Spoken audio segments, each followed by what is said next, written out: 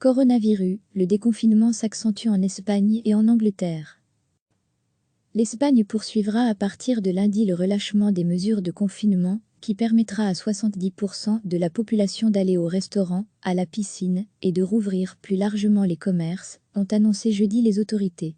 L'évolution des chiffres est très bonne, s'est félicité le directeur du centre d'alerte sanitaire Fernando Simón lors d'une conférence de presse, malgré de petits foyers de contagion très locaux repérés depuis les débuts du déconfinement.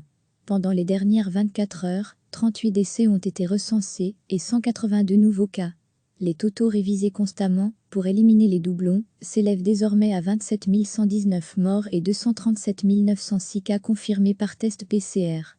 L'Espagne a entamé le 11 mai un déconfinement très progressif en plusieurs phases qui devrait s'étaler jusqu'à fin juin. De nouvelles zones du pays pourront passer lundi à la deuxième phase qui permet l'utilisation des piscines avec une capacité limitée et des plages où il faudra maintenir une distance d'au moins 2 mètres entre chaque personne ou groupe. L'ensemble de l'Andalousie et de la région de Valence, une grande partie de la Catalogne, ainsi que les archipels des Baléares et des Canaries pourront passer à la phase 2, a annoncé le ministère de la Santé. Environ 70% des Espagnols seront concernés par cette nouvelle étape, qui comprend aussi la réouverture des cinémas, théâtres et salles de concert, à un tiers de la capacité normale, ainsi que des centres commerciaux, avec 40% du public. Elle permet aussi de manger à l'intérieur des restaurants, et plus seulement en terrasse. Un tiers de la population restera à la phase précédente. Chaque phase doit durer au moins 15 jours. En particulier les régions de Madrid et Barcelone, principaux foyers de contamination de la pandémie. Environ 45 000 personnes vivant sur de très petites îles des Canaries et des Baléares passeront à la phase 3, qui autorise entre autres la réouverture des discothèques, avec seulement un tiers de clients. Revoir ses proches ou retourner à l'école, le Premier ministre britannique Boris Johnson, estimant clos le scandale provoqué par son conseiller, a annoncé jeudi un nouvel assouplissement du confinement dès la semaine prochaine en Angleterre. Depuis près d'une semaine, la délicate gestion du déconfinement est empoisonnée par la polémique sur les déplacements en pleine pandémie du puissant, mais controversé Dominic Cumming, qui a visiblement légèrement enfreint les règles, selon la police. Le Royaume-Uni dénombre officiellement 37 837 morts, plus 377 annoncés jeudi, de personnes testées positives à la maladie Covid-19, et le pays est même le premier en termes de surmortalité rapportée à sa population, selon une analyste du Financial Times. Mais pour Boris Johnson, la lutte contre la pandémie a fait suffisamment de progrès au Royaume-Uni, baisse continue du nombre des décès, des contaminations et des hospitalisations, pour donner le feu vert à un nouvel assouplissement des restrictions décrétées le 23 mars, pour ralentir la propagation du virus. Nous pouvons continuer à ajuster le confinement en Angleterre à partir de lundi, a-t-il déclaré lors d'une conférence de presse. Les gens y sont déjà autorisés à se rendre au travail ou à partir en excursion. Certains élèves de maternelle et de primaire reprendront le chemin de l'école, des commerces rouvriront comme les concessionnaires automobiles, et des groupes, jusqu'à 6 personnes pourront se rencontrer à l'extérieur, dans un jardin par exemple, à condition de respecter une distance de 2 mètres entre elles. Les magasins non essentiels, vendant par exemple des vêtements, des livres ou des jouets, doivent rouvrir mi-juin, sauf en cas de récidive de la maladie.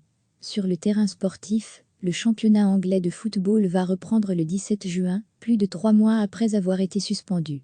Déterminant pour accompagner cette nouvelle étape et éviter une nouvelle vague incontrôlée de contamination, un dispositif de traçage des contacts des malades a été lancé jeudi en Angleterre. Dès jeudi, toute personne testée positive au nouveau coronavirus devra désormais communiquer ses interactions récentes à des équipes dédiées du service public de santé. Ceux avec lesquels ce malade est entré en contact devront s'isoler durant 14 jours, qu'ils soient ou non symptomatiques. Comme le déconfinement, les systèmes de traçage sont déployés en ordre dispersé dans les nations du Royaume-Uni, car ils relèvent des compétences de chacune d'elles. L'Écosse a lancé le sien jeudi également, parallèlement à l'annonce d'un premier assouplissement des restrictions. Je dois vous prévenir, il y aura d'autres foyers locaux de la maladie, et nous réimposerons des mesures là où nécessaire, a indiqué Boris Johnson. Ces annonces n'ont pas permis de détourner l'attention du scandale lié à son conseiller Dominic Cumming, cerveau de la campagne pour le Brexit, que le dirigeant estime pourtant clos. J'ai l'intention de tirer un trait sur cette affaire, a insisté Boris Johnson, déjà en butte à de vives critiques sur sa gestion de la crise sanitaire. Il avait estimé précédemment, via son porte-parole, que M. Cumming a agi de manière responsable et légale étant donné les circonstances. Le Premier ministre lui a apporté un soutien sans faille, depuis qu'elle a éclaté la semaine dernière, suscitant une fronde jusque dans son propre parti conservateur, inhabituel pour le dirigeant triomphalement élu en décembre. La police de Durham a estimé jeudi que M. Cumming avait pu commettre une entorse mineure aux règles du confinement, décrété le 23 mars, pour tenter d'endiguer la propagation du nouveau coronavirus. Non pas en allant s'isoler avec sa femme malade et leur fils de 4 ans, pour lequel il n'avait selon le conseiller pas de solution de garde, au domicile de ses parents dans cette localité du nord de l'Angleterre. Mais lors d'un déplacement, le 12 avril à Barnard Castle, à une quarantaine de kilomètres de Durham, un trajet en voiture justifié comme nécessaire par M. Cumming pour s'assurer que sa vue lui permettrait de conduire pour rentrer à Londres. Même si les enquêteurs ont décidé de ne pas infliger de sanctions à Dominic Cumming, leur conclusion donne de l'eau au moulin de ceux qui exigent son départ, dans l'opposition, comme dans la majorité conservatrice. L'Espagne poursuivra à partir de lundi le relâchement des mesures de confinement, qui permettra à 70% de la population d'aller au restaurant, à la piscine, et de rouvrir plus largement les commerces, ont annoncé jeudi les autorités. L'évolution des chiffres est très bonne, s'est félicité le directeur du centre d'alerte sanitaire Fernando Simon lors d'une conférence de presse, malgré de petits foyers de contagion très locaux repérés depuis les débuts du déconfinement. Pendant les dernières 24 heures, 38 décès ont été recensés et 182 nouveaux cas.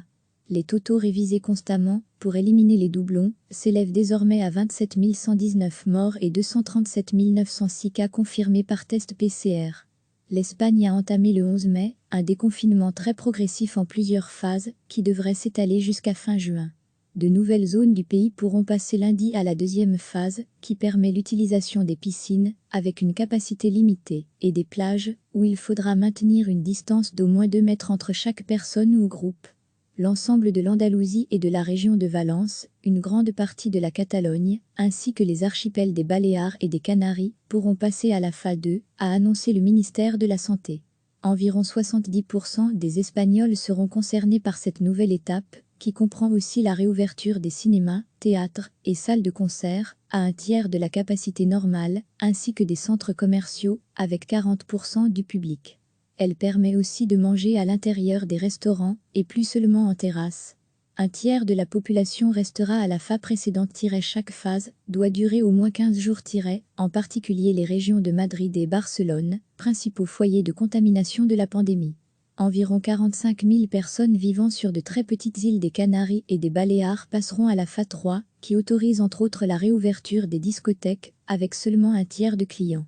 Revoir ses proches ou retourner à l'école, le Premier ministre britannique Boris Johnson, estimant clos le scandale provoqué par son conseiller, a annoncé jeudi un nouvel assouplissement du confinement, dès la semaine prochaine en Angleterre.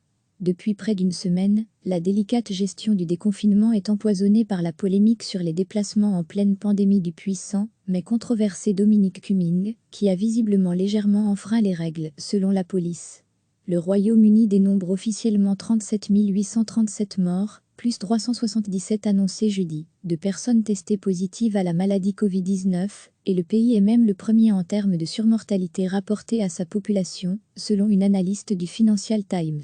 Mais pour Boris Johnson, la lutte contre la pandémie a fait suffisamment de progrès au Royaume-Uni, baisse continue du nombre des décès, des contaminations et des hospitalisations, pour donner le feu vert à un nouvel assouplissement des restrictions décrétées le 23 mars, pour ralentir la propagation du virus.